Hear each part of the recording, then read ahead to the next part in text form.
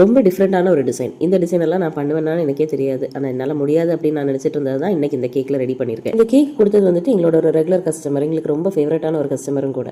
இந்த கஸ்டமருக்கு எப்போ பார்த்தாலுமே ரொம்ப கஷ்டமான ஒரு டிசைனை தூக்கிட்டு வரதே வேலையாக இருக்கும். நான் பண்ண முடியாதுன்னு சொல்ல அப்படியே என்னை போட்டு நீ உங்களால் பண்ண முடியலன்னா எப்படியாச்சும் பண்ணி கொடுங்க, கண்டிப்பாக பண்ண முடியும், எப்படியாவது பண்ணுங்க, நீங்கள் பண்ணலைன்னா வேற யார் பண்ண போகிறாங்க, இப்படியே சொல்லி உசுப்பேத்தி விடுறதே இவங்களுக்கு வேலையாக வச்சிருக்காங்க. இந்த கேக் பண்ணுறதுக்கு எனக்கு ஒரு வீடியோ வேறு சென்ட் பண்ணியிருந்தாங்க. அது ஒரு இங்கிலீஷ் யூடியூப் சேனலில் ஒரு ரொம்ப ப்ரொஃபஷனலான ஒரு ஷெஃப் பண்ணுறது ஏரோப்ளைன் கேக் டிசைன் தான் அவங்க சென்ட் பண்ணியிருந்தது. அதில் வந்து ரொம்ப ப்ரொஃபஷனலாக அவங்க பண்ணது. அந்த ஏரோப்ளைன் அப்படியே கண்ணு முன்னாடி ஒரிஜினலாக இருக்கிற மாதிரியே தான் இருந்துச்சு. அவங்க ரெடி பண்ணி வச்சிருந்தது. ஸோ அவங்க கிட்ட நான் இது பண்ணவே மாட்டேன், என்னால் இப்படி பண்ணவே முடியாது அப்படின்னு தான் கேட்டிருந்தேன். இதில் அவங்க வேற என்னோட அண்ணன் வந்துட்டு அப்ராட் போகிறாங்க. ஸோ லாஸ்ட்டாக இங்கேருந்து பர்த்டே செலிப்ரேட் பண்ணிட்டு அவங்க இன்னும் 1 வீக்கில் போயிடுவாங்க. ஸோ எப்படியாவது பண்ணி கொடுங்க அப்படின்னு கேட்டிருந்தாங்க. இதில் உள்ள கேக் எப்படி இருந்தாலும் பரவாயில்ல, வெளியில் இந்த டிசைன் வந்தால் மட்டும் போதும் அப்படின்னு திரும்ப சொன்னதுனால சரி எப்படியாச்சும் பண்ணலாம் அப்படின்னு தான் ரெடி பண்ணியிருந்தேன். அவங்க சென்ட் பண்ண வீடியோவில் இருக்கிற மாதிரி நான் கொஞ்சம் கூட பண்ணல, ஏன்னா அது கண்டிப்பாக என்னால் முடியாது. எனக்கு தெரிஞ்சது மாதிரி நான் சிம்பிளாக பண்ணி தரேன் அப்படின்னு கேட்டிருந்தேன். இந்த கேக் வந்துட்டு ரெட் பீஃப் ஃப்ளேவர் 1 kg கேட்டிருந்தாங்க. அப்போ கண்டிப்பாக நான் இது 1 kg பண்ணேன்னா இதில் வேஸ்டேஜ் எல்லாம் போயிட்டு 1 kg கீழே கம்மியாக தான் இருக்கும் கேக் ரெடி பண்ணி எடுக்கும்போது. ஸோ நான் இது வந்துட்டு அவங்க கிட்ட கேட்டுட்டு நான் 1.5 kg ரெடி பண்ணியிருந்தேன்.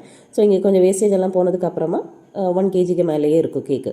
இதை வந்துட்டு ஸ்கொயர் ஷேப்பில் தான் ரெடி பண்ணி எடுத்திருக்கேன். இந்த வீடியோவில் இருக்கிறது மாதிரி ஃபுல்லாக க்ரம் கோட்டிங் எல்லாம் முடிச்சுட்டு நான் கட் பண்ணி எடுத்திருக்கேன். இது பார்க்குறதுக்கு ரொம்ப ஈஸியாக பண்ணது மாதிரி இருக்கும், ஆனால் இது ஈஸியாக இல்லை, ரொம்ப கஷ்டம். மார்னிங் ஸ்டார்ட் பண்ணி எனக்கு ஈவினிங் வரைக்கும் ஆச்சு இந்த கேக் ரெடி பண்ணி எடுக்கிறதுக்கு. ஏன்னா நான் இதை ஃபஸ்ட் டைம் பண்ணுறது. நான் நிறைய வீடியோஸும் சர்ச் பண்ணியிருந்தேன். நான் இந்த பண்ணுறது மாதிரி இந்த டிசைன் வந்துட்டு நான் எந்த வீடியோலையுமே பார்க்கல, எனக்கு கிடைக்கல. அப்புறமா கூகுளில் இருந்து ஒரு ஏரோப்ளைனோட ஒரு ஃபோட்டோ எடுத்துகிட்டு அந்த ஃபோட்டோவில் எப்படி இருக்கிறோ அதே மாதிரி எனக்கு தெரிஞ்சது வரைக்கும் எனக்கு தோணுதை வச்சு நான் பண்ணி எடுத்தது தான் இது. எனக்கு கொஞ்சம் கோல்டு இருக்கிறதுனால சவுண்டு கொஞ்சம் கரடு முரடேன்னு இருக்குது, கொஞ்சம் அட்ஜஸ்ட் பண்ணிக்கோங்க. மார்னிங் 10க்கு இந்த ஒர்க்கு ஸ்டார்ட் பண்ணது. ஆஃப்டர்நூன் ஒரு 2 o'clock கிட்ட ஆச்சு க்ரம் கோட் எல்லாம் முடிக்கிறதுக்கு. அதுக்கப்புறமா ஒரு 1/2 hour ஃப்ரிட்ஜில் வச்சு செட் பண்ணி எடுத்ததுக்கு அப்புறமா ஃபுல் கோட்டிங் கொடுத்துருந்தேன்.